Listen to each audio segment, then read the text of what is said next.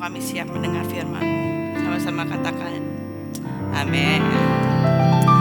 Thank you worship team. Happy Sunday semuanya Freedom People. It's good to be back. Yeah. So, hari ini saya mau melanjutkan gitu ya. Saya mau melanjutkan dari apa yang Pastor Mike udah share last week gitu ya.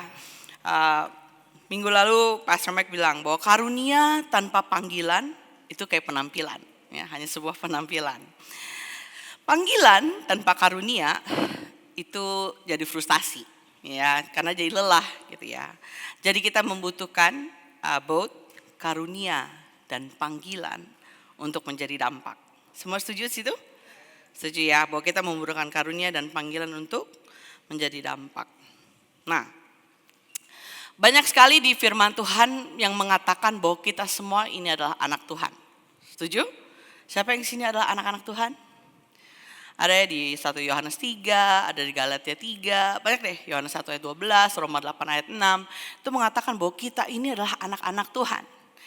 Dan kita seneng banget gitu ya waktu kita di gereja, kita dengar, wah kita sebagai anak Tuhan, kita ini ahli waris Tuhan, kita punya segala berkat dari Tuhan, semua yang bagus-bagus dari Tuhan gitu ya. Sebagai anak-anak Tuhan tuh kita punya banyak hal yang luar biasa sebagai anak-anak Tuhan. Seneng ya dengernya ya?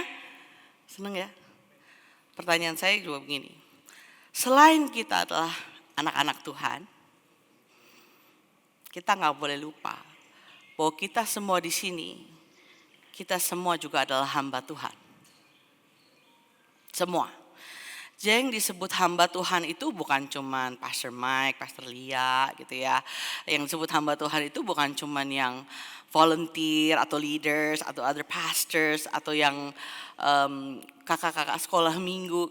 No, kita semua di sini adalah hamba Tuhan, gitu ya. Itu ada di Roma 6 ayat 18, ayat 22, di Efesus 6 ayat 6, ada juga di 1 Korintus 7 ayat 22 sampai 23, di 1 Petrus 2 ayat 16. Bahkan dikatakan gini, kita ini udah dimerdekakan oleh Kristus, setuju? Setuju ya?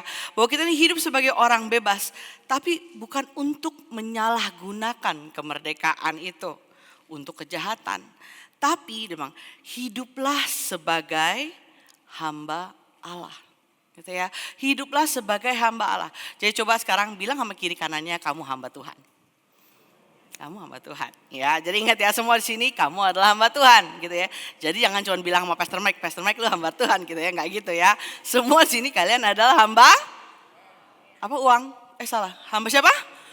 Hamba Tuhan, ya, hamba Tuhan, bukan hamba uang, ya, hamba Tuhan. Oke. Nah, sebagai hamba Tuhan, apa sih yang dibutuhkan? What is required sebagai seorang hamba Tuhan, gitu ya. Saya menemukan ayat ini bilang 1 Korintus 4 ayat 1 sampai 2, gitu ya. Bilang, this is how one should regard us as servants of Christ and stewards of the mysteries of God. Moreover, it is required, ya, of stewards that they be found faithful. Faithful di sini bahasa aslinya pistos, artinya to be trustworthy. Di bahasa Indonesia cukup jelas. Demikian hendaklah orang memandang kami sebagai hamba-hamba Kristus yang kepadanya dipercayakan rahasia Allah. Yang akhirnya di apa? Di apa? Coba yang keras. Diapain? Dituntut, ya. Dari plan-plan yang demikian ialah bahwa mereka ternyata dapat dipercayai. Kemarin kita baru ada Flourish di TT ya, Train the Trainer gitu ya. Di Train the Trainer itu kita juga bilang, kenapa sih kita melakukan Train the Trainer? Kenapa kita nggak biarkan aja, udah lo langsung aja ngajar Flourish gitu ya. Kenapa? Karena kita mau memastikan bahwa mereka sudah mengerti, ya dong, jangan salah ajar ya kan, bahwa mereka bisa dipercaya gitu ya. Jadi waktu mereka ikut TTT ini berarti mereka adalah orang-orang yang kita percaya untuk mereka boleh kembali mengajar gitu ya. Jadi biarlah kita semua di sini, kita semua dari hamba Tuhan, setuju ya? Berarti harusnya kita semua di sini kita dapat dipercaya oleh Tuhan. Amin. Oke, ngomong-ngomong soal tadi karunia dan panggilan. Kita sering banget baca perumpamaan talenta.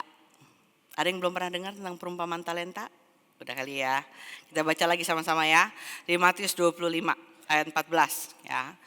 Sebab hal kerajaan sorga sama seperti orang yang mau berpergian ke luar negeri, yang memanggil hamba-hambanya dan mempercayakan hartanya kepada mereka. Yang seorang diberikannya 5 talenta, yang seorang lagi 2, dan yang seorang lagi 1, masing-masing menurut kesanggupannya. Lalu ia berangkat. Ya. Segera pergilah hamba yang menerima 5 talenta itu, ia menjalankan uang itu lalu beroleh laba 5 talenta. Hamba yang menerima 2 talenta pun, itu pun berbuat demikian juga dan berlaba 2 talenta. Tetapi hamba yang menerima 1 talenta itu pergi dan menggali lubang di dalam tanah, lalu menyembunyikan uang tuannya. Ayat 19. Lama sesudah itu pulanglah tuan hamba-hamba itu lalu mengadakan perhitungan dengan mereka. Hamba yang menerima 5 talenta itu datang dan ia membawa laba 5 talenta. Katanya, Tuan, 5 talenta Tuhan percayakan kepadaku. Lihat, aku telah beroleh laba 5 talenta. Maka kata tuannya itu kepadanya, baik sekali perbuatanmu itu, hai hambaku yang baik dan setia. Engkau telah setia dalam perkara kecil, aku akan memberikan kepadamu tanggung jawab dalam perkara yang besar. Masuklah dan turutlah dalam kebahagiaan Tuhanmu. Ayat 22. Lalu datanglah hamba yang menerima 2 talenta itu katanya, Tuan, 2 talenta Tuhan percayakan kepadaku. Lihat, aku telah beroleh laba 2 talenta. Maka kata tuannya itu kepadanya lagi, baik sekali perbuatanmu itu, hai hambaku yang baik dan setia. Engkau telah setia memikul tanggung jawab dalam perkara kecil, dan aku akan memberikan kepadamu tanggung jawab dalam perkara yang besar. Masuklah dan turutlah dalam kebahagiaan Tuhanmu. Kini datanglah juga hamba yang menerima 1 talenta itu dan berkata, Tuhan, aku tahu bahwa Tuhan adalah manusia yang kejam, yang menuai di tempat di mana Tuhan tidak menabur, yang memungut dari tempat di mana Tuhan tidak menanam. Karena itu aku takut dan pergi menyembunyikan talenta Tuhan itu di dalam tanah. Ini terimalah kepunyaan Tuhan. Maka jawab tuannya itu, hai kamu hamba yang jahat dan malas gitu ya. Hai hambaku yang jahat dan malas. Kamu sudah tahu bahwa aku menuai di tempat di mana aku tidak menabur dan memungut dari tempat di mana aku tidak menanam. Karena itu sudahlah seharusnya uang itu kau berikan kepada orang yang menjalankan uang, supaya sekembaliku aku menerima serta dengan bunganya. Sebab itu ambillah talenta itu daripadanya dan berikanlah kepada orang yang mempunyai 10 talenta. Karena setiap orang yang mempunyai kepadanya akan diberi sehingga ia berkelimpahan. Tetapi siapa yang tidak mempunyai, apapun juga yang ada padanya akan diambil daripadanya. Dan campakkanlah hamba yang tidak berguna itu ke dalam kegelapan yang paling gelap. Di sanalah akan terdapat ratap dan kertak gigi. Waktu kita ngomong soal talenta di sini, memang sini perumpamannya seperti kayak uang. Ya. Tapi talenta itu berbicara tentang banyak hal. Talenta itu berbicara tentang kemampuan, tentang kesanggupan, kemampuan, misalnya punya waktu, ya, bisa juga punya uang, punya kepintaran, banyak hal talenta itu, gitu ya. Dan sini kita lihat ada hamba yang dapat 5 talenta, ada hamba yang dapat 2 talenta, gitu ya. Dan ada juga hamba yang dapat 1 talenta, gitu. Yang membedakan di sini adalah yang 2 hamba itu mereka menjalankan talenta itu. Mereka mempraktekkan talenta itu. Sehingga akhirnya dia apa? Multiplikasi kan? Dari 5 jadi 10. Yang 2 jadi 4. Ya, yang 1 tetap 1. Gitu. Yang 1 tetap 1. Karena dia gak mau menjalankan talentanya. Dia gak mau menjalankan kemampuan yang dia punya. Dia gak mau menjalankan gifting yang dia punya. Gitu ya, yaudah dia biarin gitu aja lah, daripada nanti gue dimarahin, gitu ya. Udah 1 aja, baik-baik aja, gue simpen aja baik-baik. Cuman pada akhirnya talenta itu pun juga diambil daripadanya, gitu ya. Freedom Church kita tahun ini kita merayakan 8 tahun, ya 8 tahun. And sebagai gereja saya rasa kita juga semakin harusnya sudah semakin dewasa. Setuju? Setuju ya? Dan apa sih gitu? Apa sih tanda dari kedewasaan itu? Tanda dari kedewasaan adalah tanggung jawab. Tanggung jawab. Kan Tuhan jawab di situ. Waktu hambanya memultiplikasi talenta yang dia punya, dia bilang apa? Baik sekali perbuatanmu itu, hai hambaku yang baik dan setia. My good and faithful servant, gitu ya. Kau setia dalam perkara kecil, aku akan memberikan apa? Tanggung jawab dalam perkara yang besar. Kalau kita masih berharap bahwa waktu kita melakukan a good work dan kita masih mengharapkan hadiah atau reward dari Tuhan, berarti kita ini masih kayak anak kecil.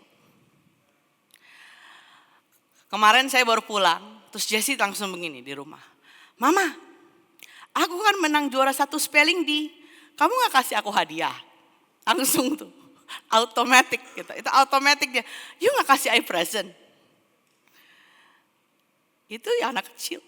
Bang tunggu kopernya belum nyampe gitu ya, kopernya masih di mobil gitu ya. That is a child. Tapi kalau orang dewasa dia bilang apa?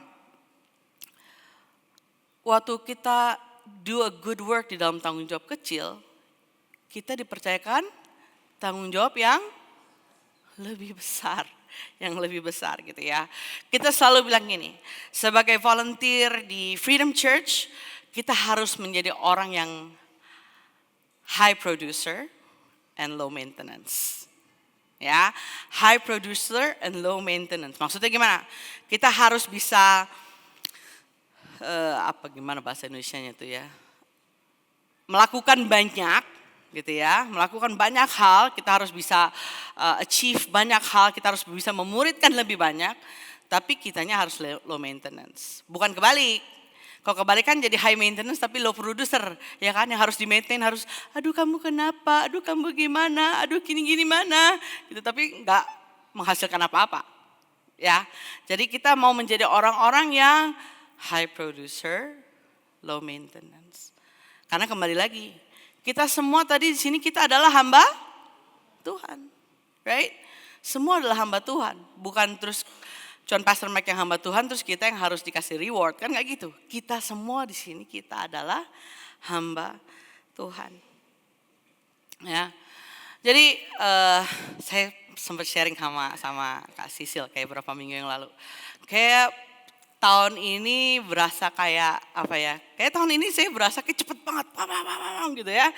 Banyak hal gitu kayaknya yang, kok tiba-tiba kita udah di tengah tahun gitu ya, tiba-tiba kita udah tengah tahun aja gitu ya, dan kayak kayak ngambil napas nih gue tengah-tengah gitu kayaknya gitu. Lagi capek-capeknya tuh saya baca satu quote begini gitu ya, ada sermon quote yang gini dari Bishop Dag Heward-Mills, dia bilang gini, in God's kingdom, the reward of good work is more work. Ya, diulang ya, slide berikutnya. In God's kingdom, the reward of good work is more work. Siapa di sini yang siap for more work? Ada? Ngeri angkat tangan lo. Coba jangan malu-malu, coba ulang ya. Siapa di sini yang siap untuk more work? Gitu dong. Gitu ya.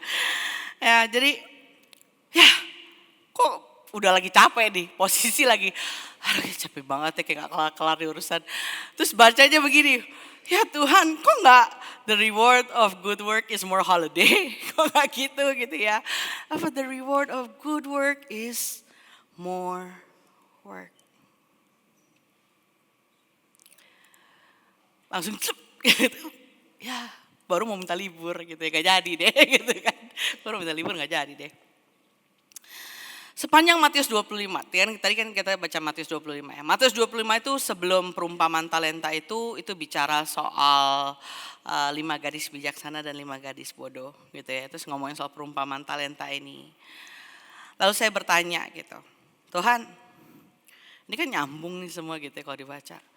Apa sih gitu? What What more work yang Tuhan mau kita kerjakan? Apa sih yang saya harus kerjakan gitu. Terus saya baca lagi ke bawahnya gitu ya. Saya iseng saya baca lagi ke bawahnya gitu. Ini adalah ayat yang menyertai pelayanan kita cukup lama gitu ya. Matius 25 ayat 34 ya begini. Dan raja itu berkata kepada mereka yang di sebelah kanannya, mari hai kamu yang diberkati oleh Bapakku, terimalah kerajaan yang telah disediakan bagimu sejak dunia dijadikan. Jadi perikopnya nih, setelah tadi 5 gadis bijaksana, 5 gadis bodoh, perumpamaan talenta, terus perikopnya itu adalah penghakiman terakhir. Lucu ya, abis ngomong perumpamaan terus penghakiman terakhir. So at the end of the day, kita ini sebagai orang-orang percaya, kita ini sebagai hamba-hamba Tuhan, apa sih yang Tuhan minta? Gitu ya. Tuhan bilang gini, sebab ketika aku lapar, kamu memberi aku makan. Ketika aku haus, kamu memberi aku minum. Ketika aku seorang asing, kamu memberi aku tumpangan. Ketika aku telanjang, kamu memberi aku pakaian. Dan ketika aku sakit, kamu melawat aku. Dan ketika aku di dalam penjara, kamu mengunjungi aku. Semua hal ini bisa bicara juga secara fisik. Ada banyak orang yang kelaparan, physically, secara jasmani. Gitu ya. Ada banyak orang asing yang kadang-kadang kita ketemu tengah jalan gitu ya. Ada banyak orang-orang yang sakit. Ada juga banyak orang-orang di dalam penjara. Secara jasmani. Tapi juga bahkan secara rohani. Ada banyak orang-orang yang kelaparan rohani. Mereka mengalami kehausan rohani. Mereka mengalami kebingungan mereka harus apa. Ada juga banyak orang yang mereka terpenjara, terbelenggu oleh banyak kebiasaan. It can be drugs. It can be pornography. It could be lots of things. Banyak hal orang-orang bisa mengalami keterikatan. Dan raja itu menjawab mereka di ayat 40. Aku berkata kepadamu, sesungguhnya segala sesuatu yang kamu lakukan untuk seorang dari saudaraku yang paling hina ini, kamu telah melakukannya untuk aku. Kadang-kadang waktu kita diperhadapkan dengan orang-orang seperti ini, kita memilih untuk menjauh. Waktu orang-orang seperti ini hadir di dalam kehidupan kita, orang-orang yang mungkin gak sama seperti diri kita. Mungkin they don't look like us, they don't think like us. Mereka gak act like us. Dan kita memilih untuk menjauh. Padahal Tuhan minta kita untuk melayani mereka. Just because dia gak sejago gue main keyboard, misalnya gitu ya. Enggak lah, gue gak mau temenan sama dia. It's not like that.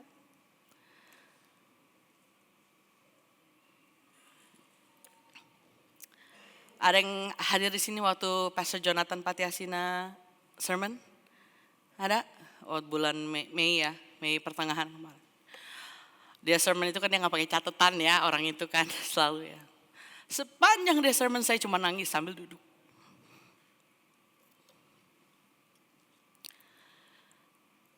Dia cuma kutip ayat ini di Lukas 4 ayat 18 sampai 19.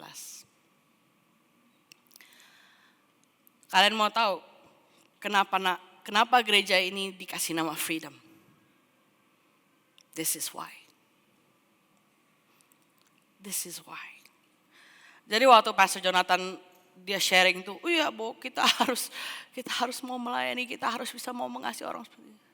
Saya cuma nangis di kursi. Kayak apa ya? Kayak Tuhan lagi ingetin saya, hey inget loh kamu kasih nama Freedom gara-gara ini loh gitu. Ini Freedom Church loh gitu ya. Dia bilang, the Spirit of the Lord is on me. Roh Tuhan ada padaku. Because He has anointed me to proclaim good news to the poor. He sent me to proclaim freedom for the prisoners and recovery of sight for the blind, to set the oppressed free, to proclaim the year of the Lord's favor.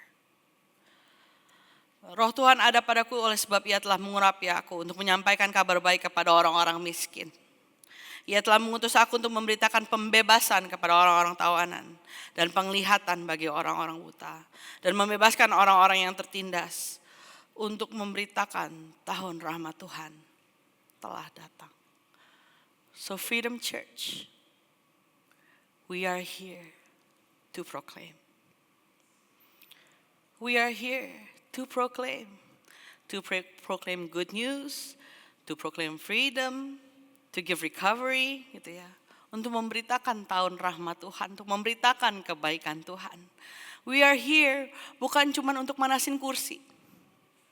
We are here bukan cuma sebagai sebuah keharusan, gitu ya, kewajiban sebagai orang Kristen kita harus datang hari Minggu ke gereja.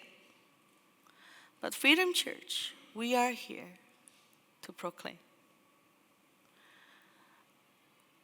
Dengan apapun talenta yang kita miliki, baik itu main gitar, baik itu mungkin ya Chris berbicara dengan karunia berbicara, ya kan itu karunia loh.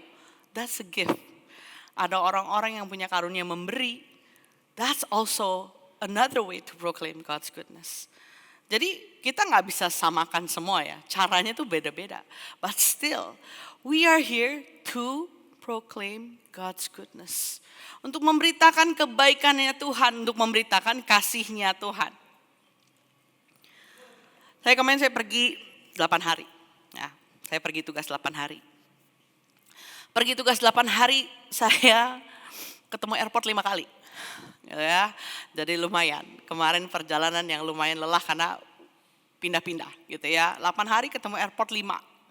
Nah, di airport itu kalau kita keluar airport paling sering lihat itu kan kalau bea cukai. Right? Bea cukai. Bea cukai selalu ada 2 tuh. Ada merah sama ada jalur hijau. Kita paling senang kalau memang ini pengen cepat-cepat lewat jalur hijau, ya kan? Kita mau slide berikutnya, Sharon. Nah, ya, selalu kalau kita lewatin bea cukai itu, kalau meskipun kita beli apa, tetap aja kita kalau bisa kita melipir ke jalur hijau. Karena kita nggak mau declare, ya kan? Gak usah lah, udahlah ngibrit aja gitu ya. Gak usah declare gitu ya. Tapi Tuhan bilang apa tadi? We are here to declare. We are here to proclaim gitu. Jadi jangan cuma kita mau kabur, kita cuma mau lewat green lane gitu ya. Kalau di pelabuhan, green channel, red channel gitu ya. Kita cuma maunya lewat green lane aja, yang cepet aja, yang gampang aja. Tapi Tuhan bilang apa? Go through the red channel. Lewat nih jalan yang gak mudah memang. Diperiksa, ya kan segala macam gitu ya. Go through the red channel. Karena Tuhan bilang kita harus declare. Kita harus proclaim gitu. Jadi sebagai orang Kristen jangan cuma kita cari apa yang nyaman, apa yang gampang. Ya. Saya mau share 3 hal, ya, 3 common enemies of build for more. Ya, tema kita kan build for more, dibangun untuk apa ya? Lebih, melakukan lebih, kira-kira gitu ya. 3 common enemies. Slide berikut. Yes. Yang pertama adalah comparison. Ya, comparison. Kadang-kadang kita suka bilang gini, waktu Tuhan bilang sama kita untuk udah ayo maju, ayo build for more, ayo declare more, ayo proclaim more. Kita suka bilang, aduh Tuhan, ntarlah tunggu dulu deh. Kalau gue punya lebih banyak waktu. Atau mungkin, aduh Tuhan, nanti dulu kalau saya udah sekaya Pak Yosua. Misalnya gitu. Atau mungkin, aduh Tuhan, ntar dulu deh. Kalau gue udah se-talented Niel baru gue akan proclaim. Kita kadang-kadang kita suka nunggu, aduh ntar deh. Ntar aja deh kalau mungkin hidup gue udah lebih mapan. My question is, kalau sampai ke mapan, kalau enggak? Loh, iya kan? Umur siapa yang tahu? Coba hari-hari ini nih kita sering banget tuh ngeliat obituary umur baru 25, umur baru 32.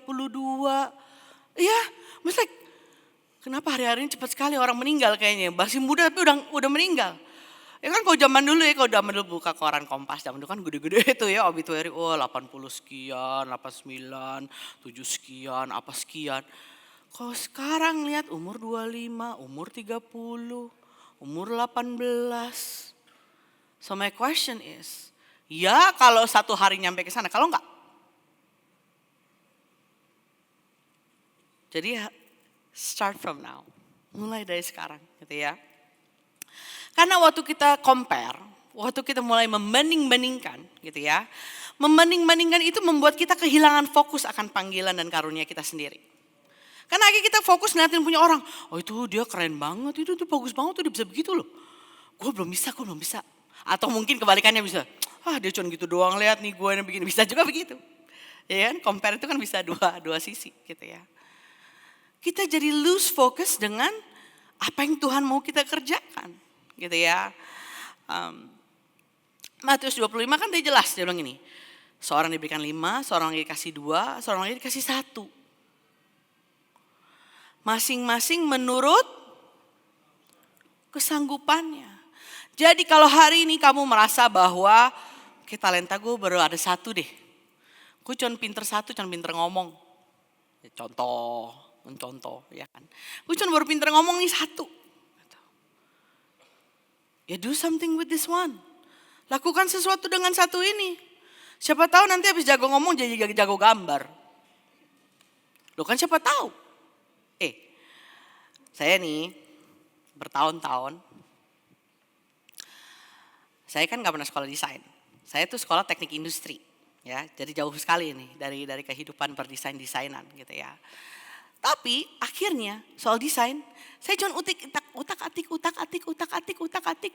Cuman suka utak-atik aja. Ya nggak sejago yang memang kuliah desain sih, tapi setidaknya bisa. Gitu ya. Kalau tiba-tiba disuruh, misal Pastor Mike, ini butuh brosur ini nih, bisa gitu ya. Tapi bukan karena saya sekolah, cuma suka aja utak-atik.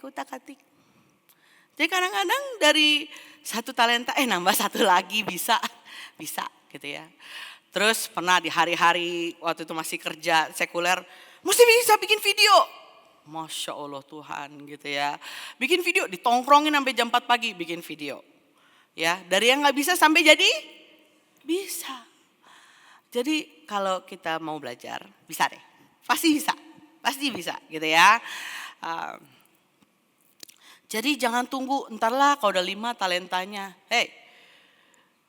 Kalau 1 ini kita nggak mau jalanin, nggak akan pernah jadi 5.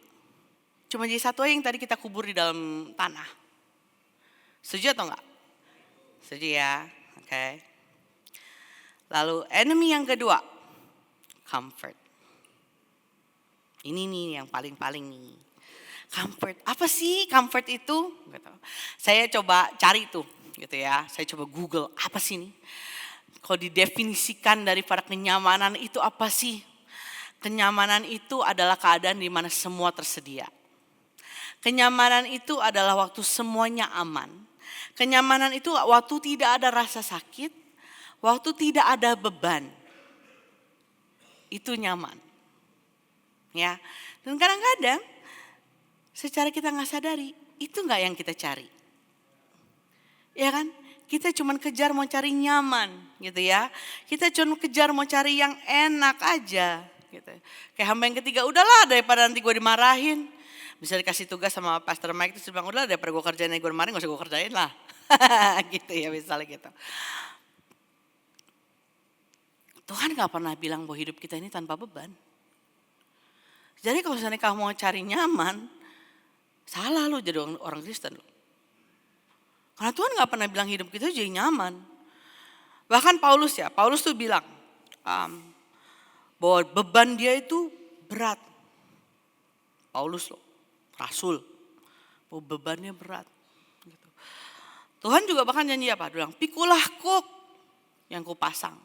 Tuhan gak bilang dalam hidup kita untuk kita jalan leha-leha. Tapi Tuhan bilang Tuhan kasih kuk. Belajarlah padaku karena aku lemah lembut dan rendah hati. Dan jiwamu akan mendapat ketenangan. Sebab kuk yang kupasang itu enak dan apanya? Ada apanya? Dan bebanku pun ringan. Jadi sebagai orang Kristen, jangan kita mencari hidup yang tanpa beban. Tuhan gak janji kenyamanan. Tapi Tuhan bilang, Tuhan kasih kedamaian. Beda loh. Tuhan bilang Tuhan akan memberikan damai sejahteranya. Tuhan akan kasih ketenangannya. Tapi bukan cari nyaman. Tetap ada beban di dalam kehidupan ini. Kita jadi orang Kristen gak boleh yang, gak mau lah, gak mau susah. Karena tadi, untuk kita declare, untuk kita proclaim, lewat jalur merah tadi, jalurnya lebih sulit daripada jalur hijau. Ya. Lalu yang ketiga, we cringe. Cringe ini bahasanya Gen Z. Pak Yosua tahu nggak cringe? Enggak kan, cringe itu bahasanya Gen Z. Ya kan, saya nyari yang C-C-C. Ini ya cringe gitu ya. Cringe itu artinya apa sih? To shrink in fear. Untuk mengalami ketakutan. Gitu ya, mengalami ketakutan. Gitu. Kadang-kadang tuh waktu Tuhan meminta kita untuk melangkah di dalam karunia, di dalam panggilan kita. Itu tadi, either kita membandingkan, compare, atau kita nyari yang nyaman, comfort, atau kadang-kadang we cringe. Kita takut. Kita takut dinilai sama orang lain. Apalagi kalau hal baru. Kalau hal baru tuh, ntar gue bisa gak? Wah ntar kalau jelek gue gimana? Wah nanti kalau gue diomongin gimana? Gitu ya. Dan kadang-kadang kita menunggu sampai sempurna. Apakah sempurna itu akan ada? Gue mau nunggu dulu deh sampai gue menjadi PhD di dalam graphic design. No. Gak ada yang namanya waktu atau kemampuan yang sempurna. There is no such thing. Yang ada kita cuma harus praktek, latih, dan setia. Ya. Kalau di dalam olahraga gitu ya, kan kita bilang apa? Practice makes perfect. Gitu ya. Semakin kita berlatih, semakin baik. Makanya saya punya rekor di sini. Saya punya rekor bisa bikin PowerPoint dengan waktu yang sangat cepat. Ya, itu keahlian khusus gitu ya. Tapi untuk melakukan itu berapa tahun? Ya kan latihan cepat bikinnya itu kan udah berapa tahun ya saya bikin PowerPoint, ada kali 20 tahun gitu ya, 20 tahun kali bikin PowerPoint gitu ya. Gitu. So it needs practice. So don't compare, jangan cari nyaman, and don't fear. Tahun 2020 ya, tahun 2020 sebelum COVID, saya baru belajar gimana sih caranya bikin home base. Ya, gimana caranya bikin home base. Baru punya home base yang pertama gitu ya, waktu itu masih dikuncit gitu. Kayak waktu itu siapa aja ya? Gledi ada gak situ ya? Ada ya, Gledi, Otes, Rangga gitu. Itu masih pertama tuh, gimana sih cara kita bikin home base gitu. Itu 2020. Ya, itu 2020 tuh gimana ya, gini kita mesti bikin apa ya, kalau lagi home base tuh kita mesti gimana ya gitu.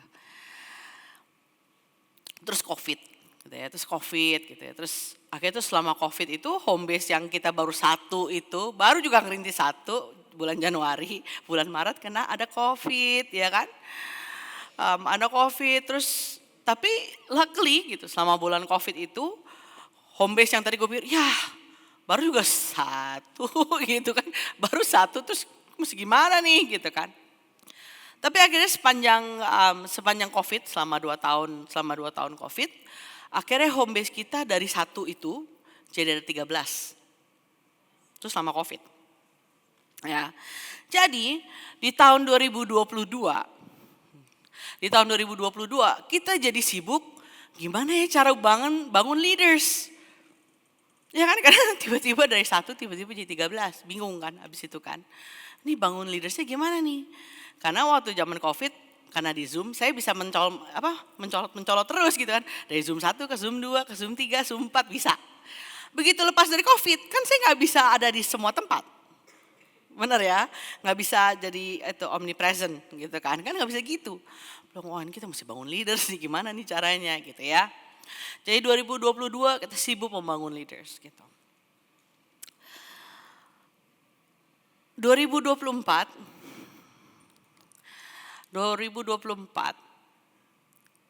kita mulai sibuk belajar. Ini semua belajar, ini kan belajar kan. Belajar bikin home base, belajar bangun leaders.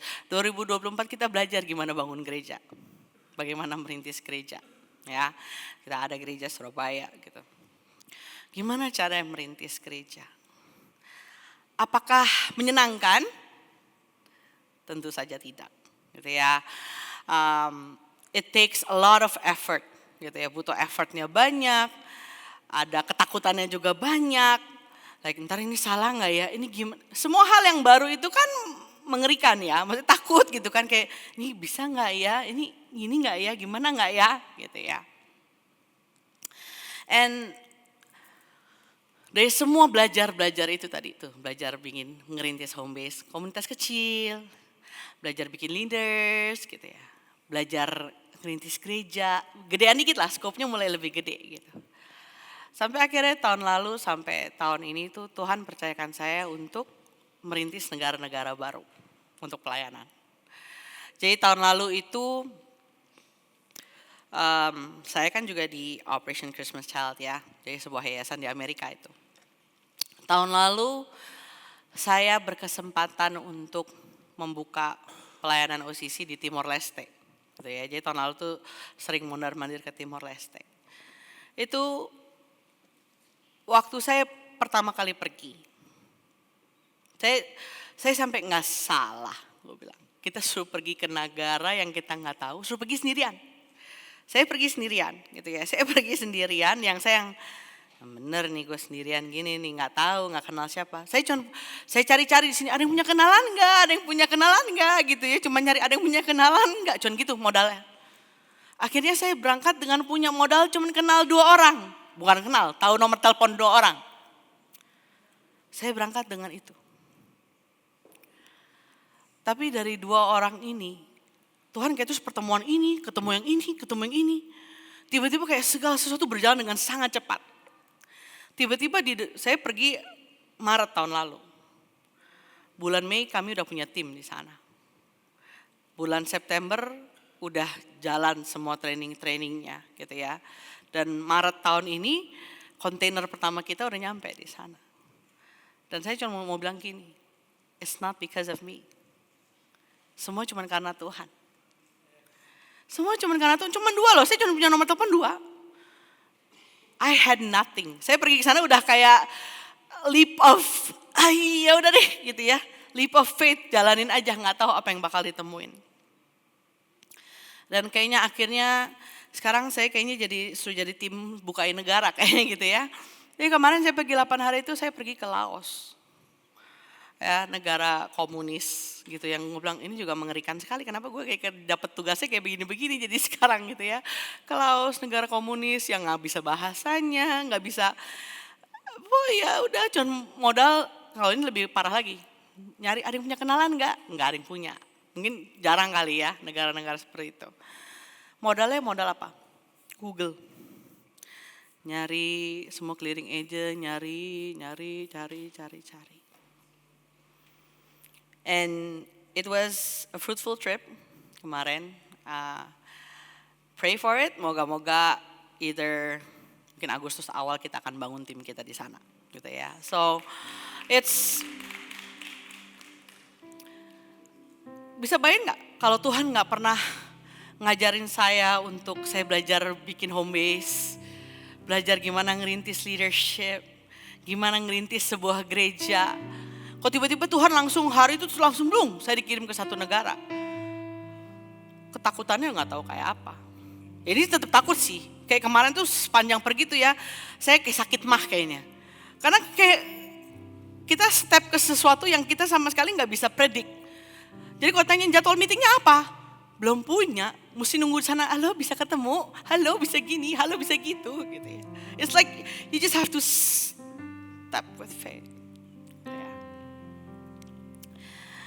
Yohanes 14, saya mau tutupkan ini. Yohanes 14 ayat 12 sampai 15. Dia bilang gini, aku berkata kepadamu, sesungguhnya barang siapa percaya kepadaku.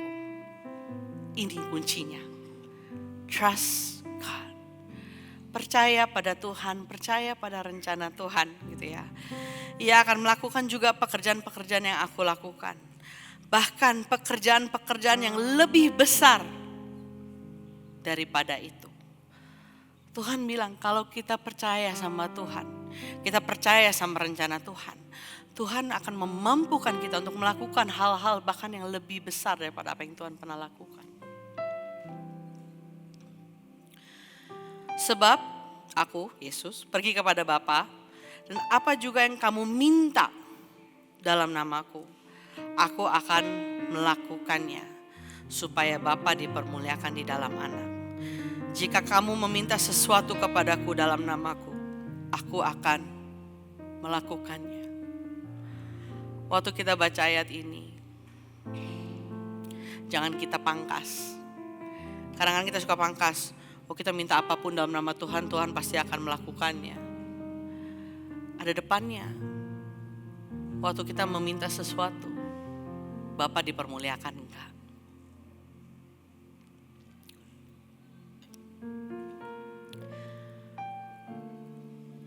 Kembali lagi, karunia itu tadi, karunia itu harus dilatih. Dan panggilan itu harus ditaati. Gitu ya. Baru kita akan menjadi dampak. Ayat 15 berkata gini, jikalau kamu mengasihi aku, kamu akan menuruti segala perintahku. Aku akan minta kepada Bapa dan Ia akan memberikan kepadamu seorang penolong yang lain, supaya Ia menyertai kamu selama-lamanya, yaitu Roh kebenaran. Dunia tidak dapat menerima Dia, sebab dunia tidak melihat Dia dan tidak mengenal Dia. Tetapi kamu mengenal Dia, sebab Ia menyertai kamu dan akan diam di dalam kamu. Jesse pernah, dia kan iseng ya, Jesse itu iseng banget. Dia pernah iseng gini, kayak dia pernah bilang juga sama Otis, I don't trust myself. Dia bilang gitu ya, I don't trust myself, I never trust myself, but I trust in God. Jadi harusnya our confidence waktu kita melangkah untuk kita proclaim nama Tuhan, untuk kita declare kebaikan Tuhan. Our confidence is not in ourselves, but our confidence is in God. Bukan soal percaya diri, tapi kita percaya Tuhan, bahwa ada Tuhan yang menyertai setiap kita. Amin.